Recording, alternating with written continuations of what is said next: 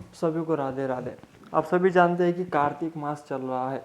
कार्तिक मास में स्नान का बड़ा महत्व बताया गया है। स्नान करने से आप नित्य नियम से केवल सूर्योदय से पहले स्नान करो। स्नान की विधि आपको बताने वाला हूँ कि सूर्योदय से पहले यदि स्नान कर लिया आपने तो आपका इतना पुण्य होगा कि आप सोच भी नहीं सकते।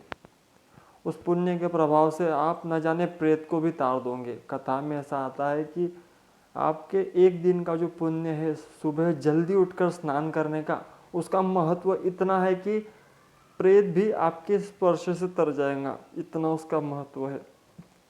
तो सुबह जल्दी उठे, जिनके पास में गंगा हो, दो नदियों का संगम हो, ऐसे जगह पर आप स्नान करने यदि जा पाओ तो आलस से छोड़ो और अवश्य जाओ, क्योंकि उसका सबसे बड़ा महात्मा बताया गया है। अथवा घर में गंगा जल डालकर आप स्नान करें। सुबह तिल, चंदन, अक्षत और दिया ये सब लेकर नदी तट पर जाना चाहिए।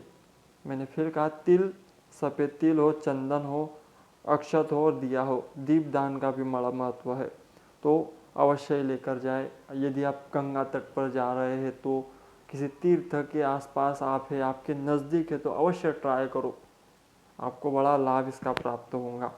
यदि घर में स्नान कर रहे हो तो तिल और आंवला इसे पाउडर बना ले या फिर इन्हें पीस ले आंवले को, और अपने जल में डालकर स्नान करें।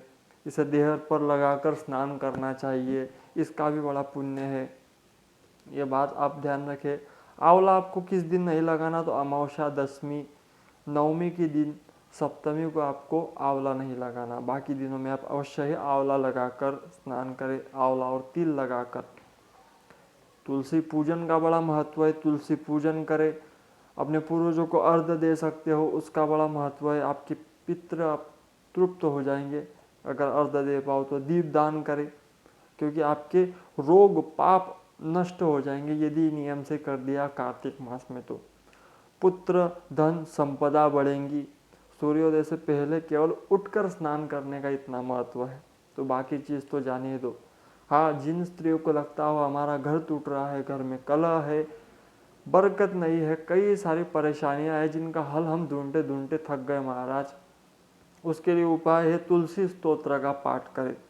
तुलसी स्तोत्र का पाठ आप नित्य नियम से करें कार्तिक मास में, तो आपको फल प्राप्त होगा। सभी को राधे राधे। अवश्य ही ट्राई करना।